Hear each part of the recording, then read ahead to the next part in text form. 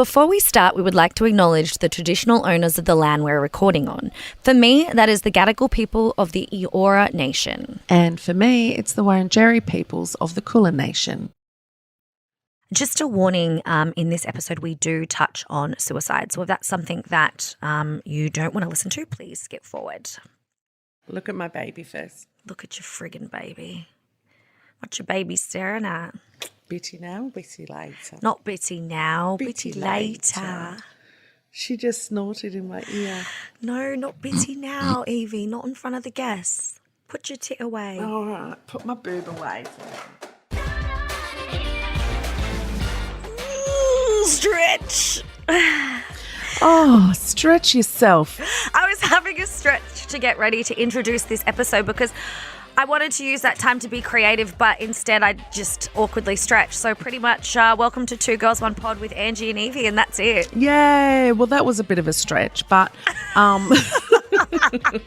it was a really nice, stretchy introduction. We're hoping that you're enjoying these BTW. I mean, I feel like you are, but let us know. Yeah, let us know. And if you've got anything you want us to talk about, you can always let us know. Yeah, because we do love receiving a good little DM slide or a good little email about things you want us to discuss, because we are not professionals, but by golly, we will give it a red hot go. Oh, we'll give anything a red hot go. Speaking of red hot goes, do you have anything for me, Siswa? You know, it would be hard to make TV. Yeah. You'd have to really think outside the box a lot of the time. I think it would actually be even harder today to make TV because we can't do so many things that we once were allowed to do. There used to be TV shows not that long ago that to this very day makes you go, what the fuck were we thinking? Even watching these kind of shows, like let alone participating in these kind of shows, like The Biggest Loser. Let's just start with The Biggest Loser. Oh, remember when you and I would watch that for Gogglebox and we would just get proper cross? We'd be like Michelle friggin' Bridges just telling everybody they're fat. I swear to God that you and I had something tiny something to do with the demise of that franchise, because we hated that show so much. Like, it's just such a hideous idea to make people lose weight in a competition. I mean, and it was so accepted. It was accepted for decades, not just that TV show. Like that, you know, you'd go to Weight Watchers and you'd be weighed in front of each other and all of that kind of. It was only a given that they were going to make a reality TV show. But the actual humiliation that they used to put these humans through. Now we know, and we're so understanding of just how traumatized these people would have already been to get to a point where they're using food like drugs. Yeah, it's so triggering. And the screaming. I remember when they started to bring, what was his name? The Commando. The Commando in, and the way he would, being like a hot, you know, muscly dude, just screaming at all these overweight people, like, get up and do it. It's like that would make me want to do it less. Absolutely. It was very triggering. You'd go into flight or fight mode, you know. I'd freeze if someone yelled at me like that. That's why I've never really been into personal trainers. I find that they're all a bit like that, you know, that whole push through the pain, feel the burn, you want the hurt. You love it. Come on, ladies. Hold it. Hold the pose. So Biggest Loser, thank God that, you know, they actually tried, because we had to watch it for Gogglebox right at the end. They tried to kind of make it more palatable, you know, so it wasn't such massive transformations. It was just people who needed to lose a bit of weight, wanted to tone up a bit. And that just was a ratings loser. Like, no one wanted to see that because the car wreck was gone. The freak show was gone. Which is really sad to think that that's what everyone was watching it for, the car wreck. Now, talk about car wrecks. There was a TV show that I used to be obsessed with watching, and I used to watch pretty much with my mouth agape the entire time.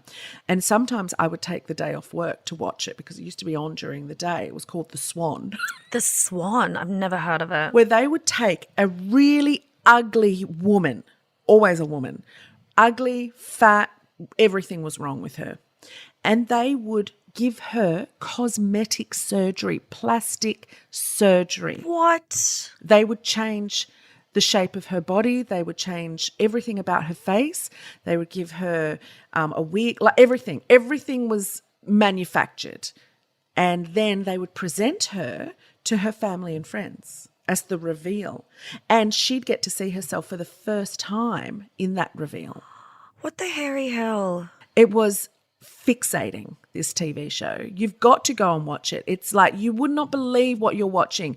They built it on, you know, the swan, like the ugly duckling coming out and becoming beautiful. Like the show was made like that. It had music and it was edited in a way that, you know, they did the backstory of this poor ugly woman's life and how she's never ever been accepted into society because she's fat or ugly or both. God help. Was it American? Yeah, very American. Of course it was.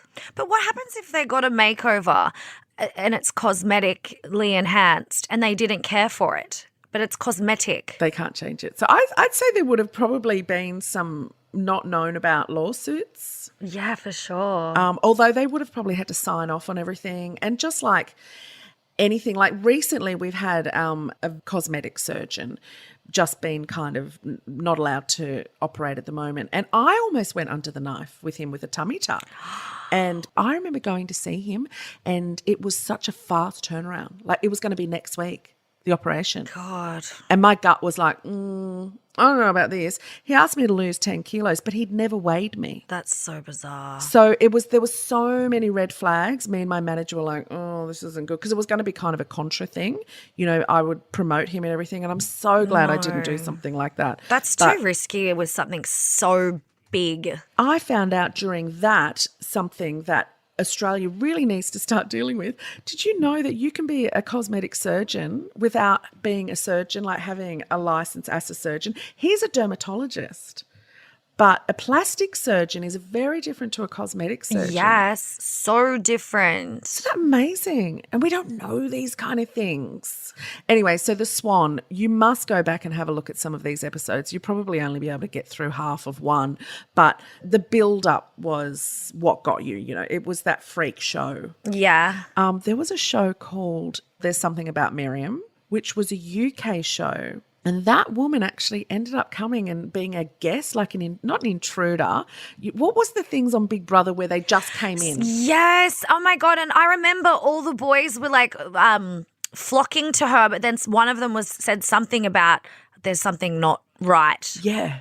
You're like, she's a bloke. Yeah. She's a bloke. Because the premise of The Truth About Miriam was that she was a woman who was on a dating, like all these men vying for her, but what they didn't know was that she had a penis. Yeah, so transgender. Yeah, but it wasn't known as that back then. And she was known as a man, even though she wasn't a man. It's so messed up on so many levels. The fact that they're almost taking the absolute piss out of this person that was born in the wrong body. And she went along with it. Like she didn't even know. It was a mockery. How bad it was. But then to lie to a bunch of men without identifying what you are, you know, we have pronouns and labels and things now. Back then we didn't, is so damaging. Like that's just like prodding somebody for homophobia so that men go, oh. Well, the reveal, you know, when she admits to who she is such an awful scene. It's so awful to see these men react to it. They sued the network and won. For damages, you know, for being lied to. And there was just this whole multi-layer of, you know, these levels of fucked upness about it that, you know, their reaction was awful, but they were lied to, and that she was probably convinced to do this and that, you know, it was a good idea, and she probably convinced herself that it was a good idea. But she came on Our Big Brother as a guest, like, you know, came in for that 24 hours, and it was our Ryan Fitzgerald. Fitzy from Fitzy and Whipper, who actually said she's a bloke.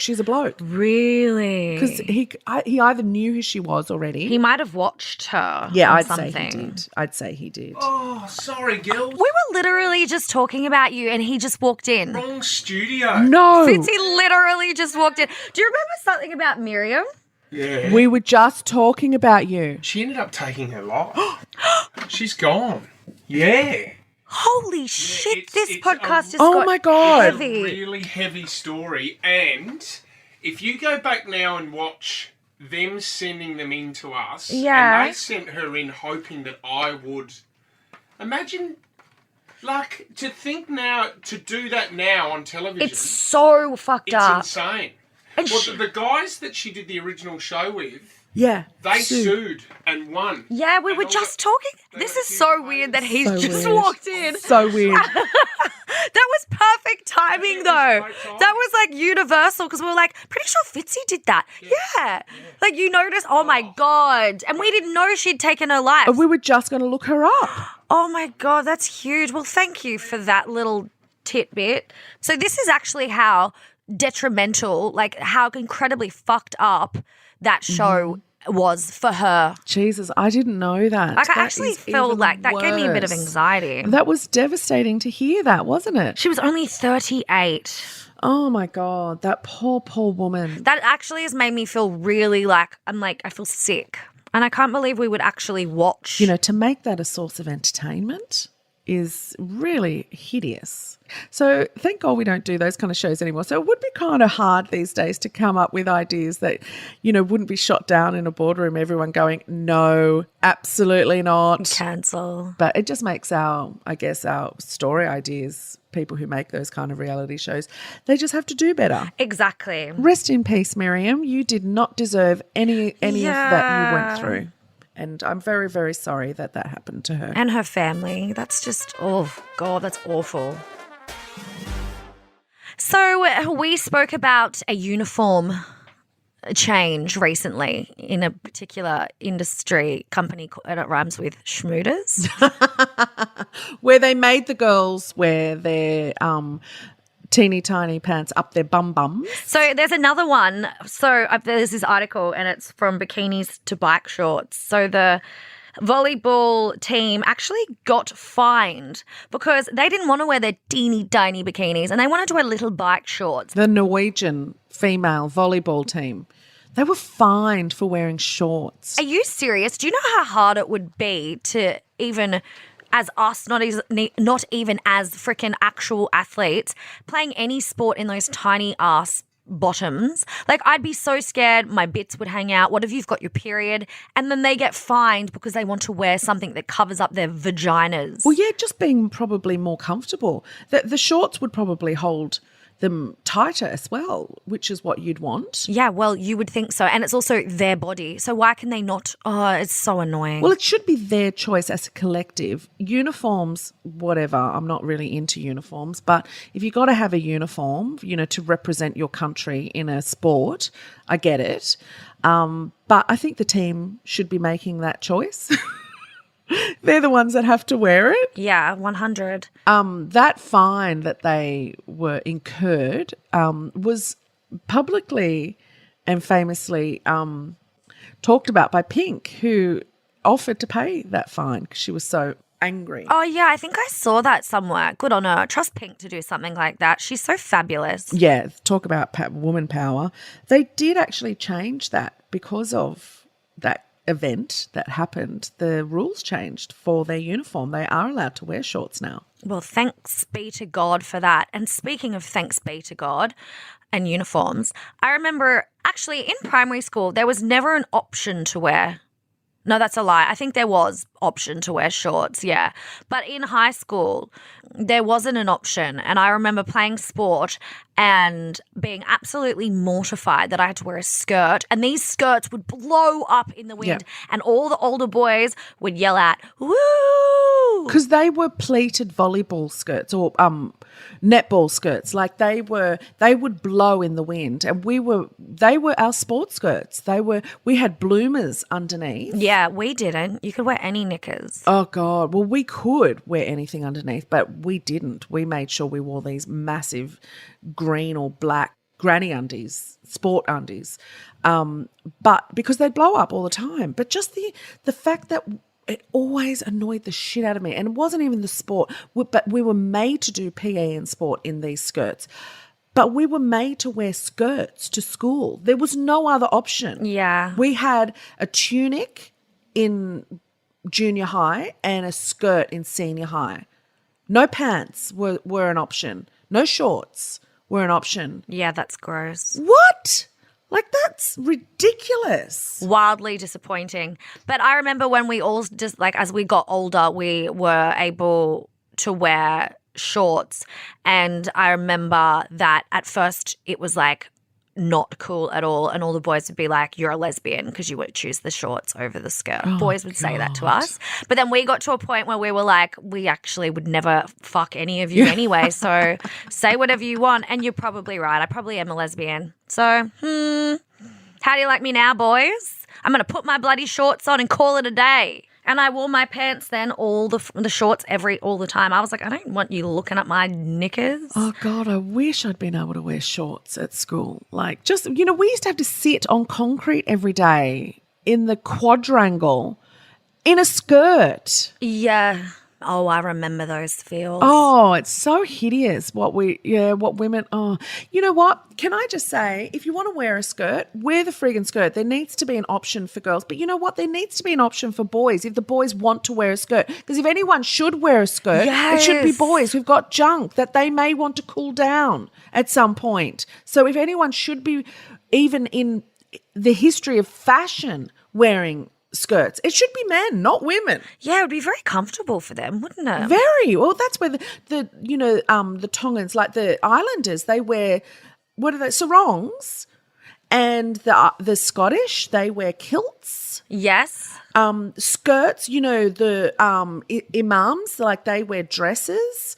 The priests wear dresses. They do actually. Yeah. Wonder why they don't make the boys wear dresses at Catholic schools. Well, they did make the choir boys wear them. Yes, true. Oh, God. And like lengths of skirts had to be, put your hands down if it was below your fingertips. But at my school, the girls would roll up their skirts so they were so little for the boys. Me too. Yeah. Ugh, the things we used to do for men. Oh, sacre bleu. And the boys would just wear their hideous ruggers with a nut falling out. Yuck. Just one? Just one nut. Ugh. They're footy shorts. Gross. Footy shorts are gross. Pork swords in little silk. See, this is where they need to wear skirts. They need to be more comfortable. Just let their junk, Although imagine men wearing skirts, what we'd have to cop. What we'd have to look at. They probably wouldn't wear jocks either. Imagine sitting across on a train from a bloke in a skirt with his man spreading.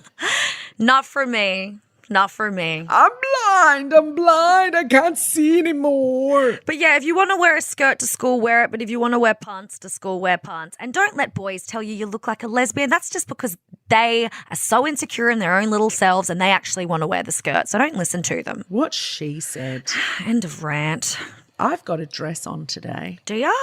Actually, I have a skirt on today. Oh, look at us. Do you know, can I just say, the older I get, obviously, the more comfortable. The older you get, the more comfortable your fashion goes. So you're just like, I don't really do high heels anymore. I don't really do, tight-waisted anything. Comfort is because key. It's just, comfort is key. Like, I love a muumuu.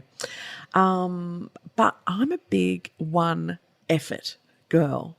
Get up in the morning. What am I going to wear? Let's just wear a dress because that's straight on. And we're done. Out the door. Thanks for coming. Don't have to do anything up. Don't have to put on pants or a skirt and a top.